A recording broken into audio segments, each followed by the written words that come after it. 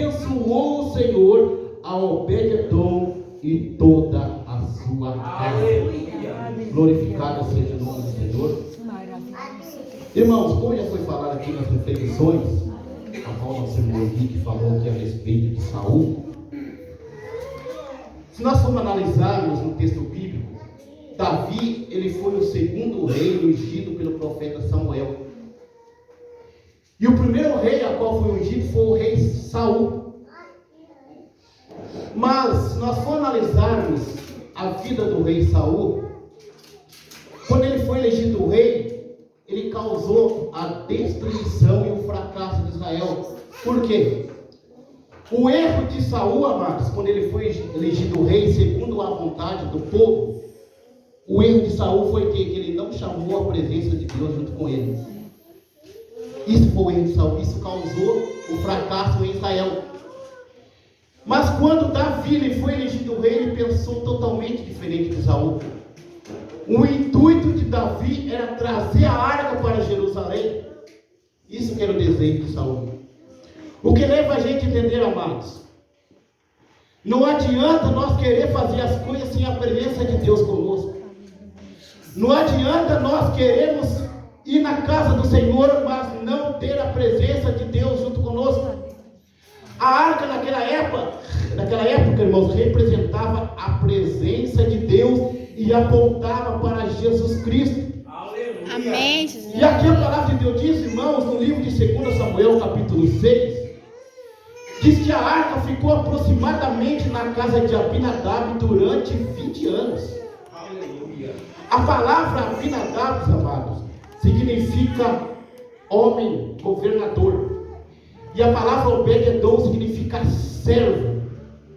O interessante, amados, a arca ficava 20 anos ali. E nada aconteceu.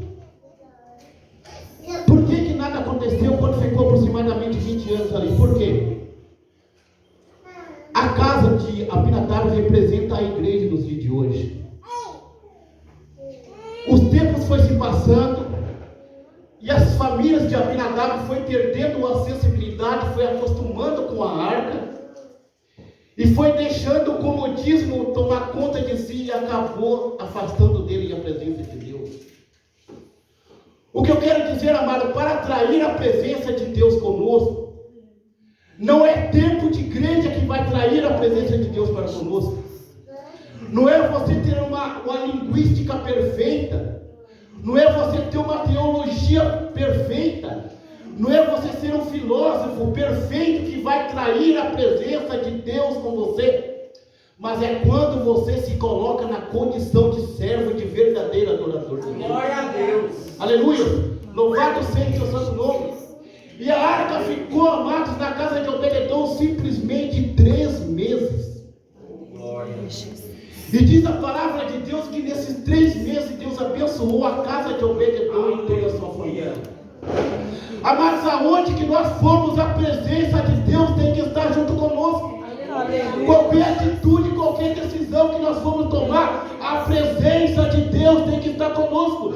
Sem a presença de Deus nós não vamos a lugar nenhum. Sem a presença de Deus com você, você não sente o Espírito Santo na sua vida. Glorificado seja o nome do Senhor. Somos carentes da presença do Senhor. Aleluia. A presença de Deus tem que ser real nas nossas vidas, amados. E o mais engraçado é que Davi foi um homem considerado segundo o coração de Deus.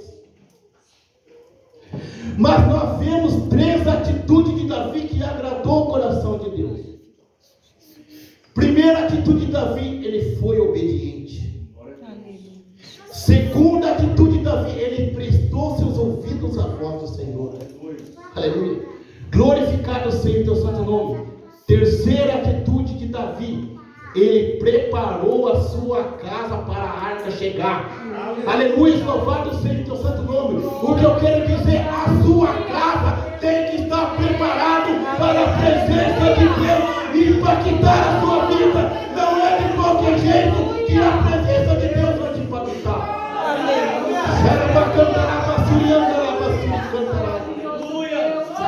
O mesmo Deus que teve um relacionamento com Davi, que foi impactado pela presença de Deus. Ele quer impactar a sua vida hoje. Aleluia. Glorificado seja o santo nome.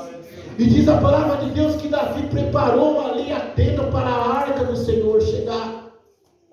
Irmão, para a presença de Deus está conosco, a nossa casa precisa estar ornamentada. A nossa casa precisa estar limpa. A nossa casa precisa estar preparada para que a presença de Deus venha estar conosco. Não é de qualquer jeito, amado. E as famílias, amadas, de Abinadab, eles entraram num costume religioso. Eles entraram no comodismo e acabaram perdendo a sensibilidade da presença de Deus. Aleluia. E diz a palavra de Deus, amada, que no período que Davi foi lá buscar a arca, diz que havia um homem chamado Uzá.